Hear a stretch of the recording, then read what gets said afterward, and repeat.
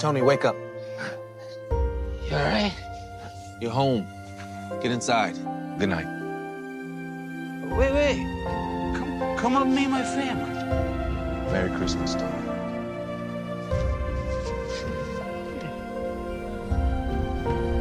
Merry Christmas.